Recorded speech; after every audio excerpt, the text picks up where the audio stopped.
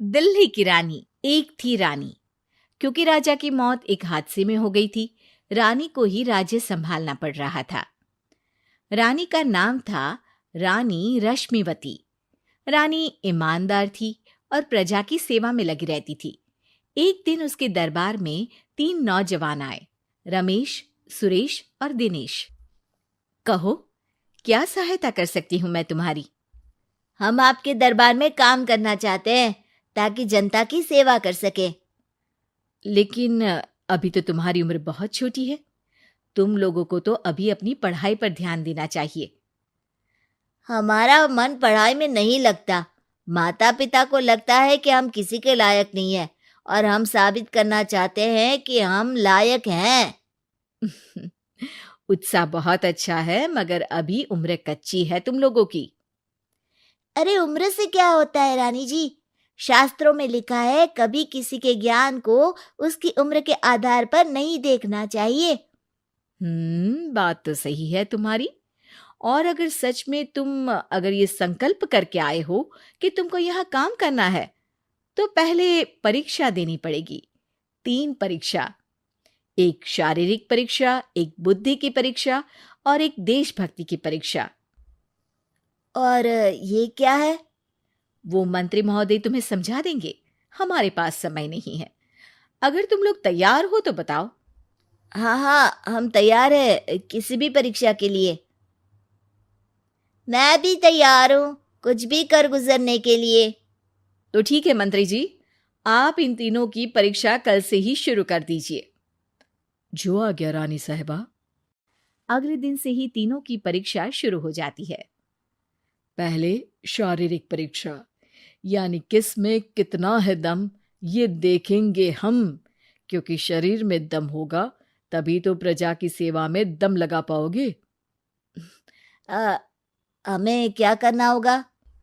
वो पेड़ दिख रहा है, जो सबसे पहले चढ़ेगा उस पे दरबार में नौकरी पाने के अवसर उसी के बढ़ जाएंगे। मैं चढ़ता हूँ।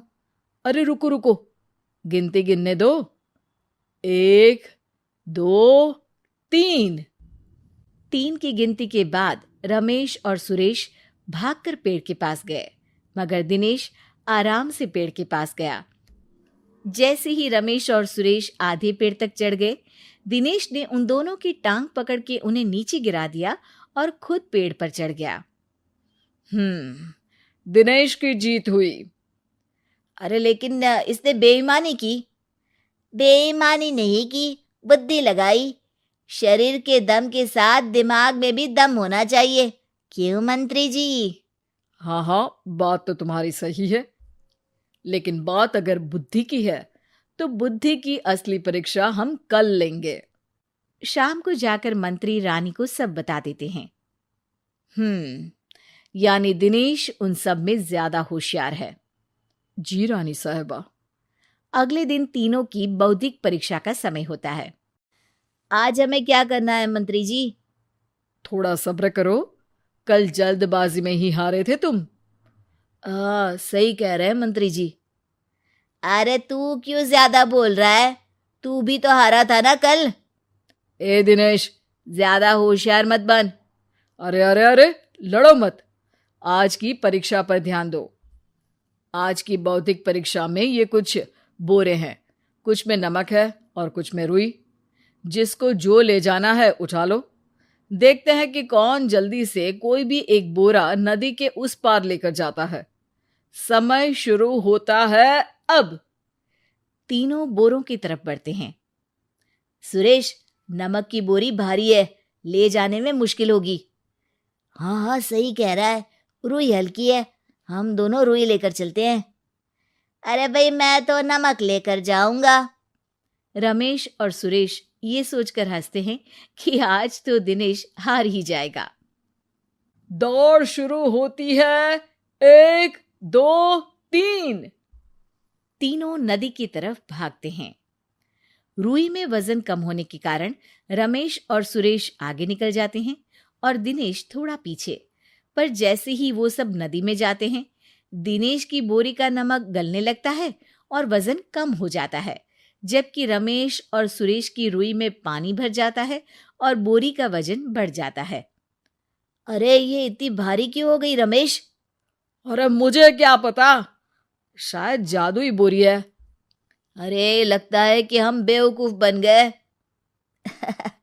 बने नहीं हो, तुम हो ही बेवकूफ। इतना तो पता होना चाहिए कि पानी में नमक गल जाएगा। दिनेश का पूरा नमक गल जाता है और बोरी खाली हो जाती है। वो जल्दी से रेस पूरी कर लेता है। इस परीक्षा के विजेता भी दिनेश ही हैं। उसने दिमाग लगाकर दिखा दिया कि वो बौद्धिक परीक्षा में भी रमेश और सुरेश से आगे है। अब कल तुम्हारी देशभक्ति की परीक्षा होगी, जो स्वयं रानी माँ लेंगी।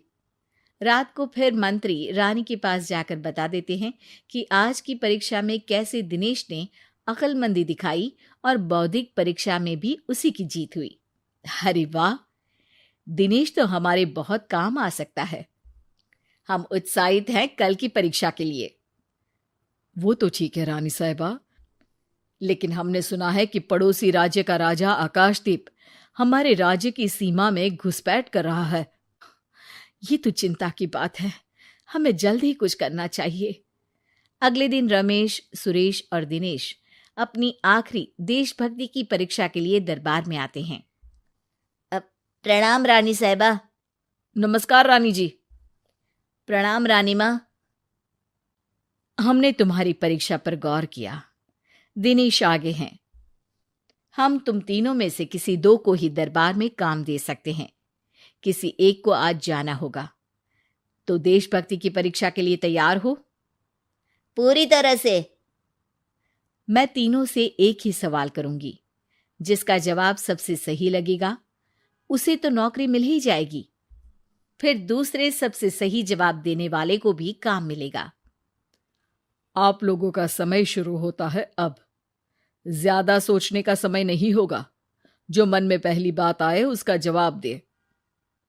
तो सवाल यह है कि तुम इस मिट्टी के लिए क्या कर सकते हो?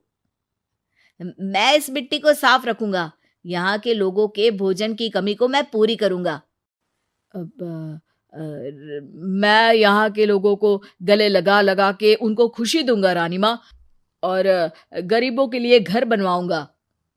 मैं इस मिट्टी के लिए किसी की जान भी ले सकता हूँ रानी माँ।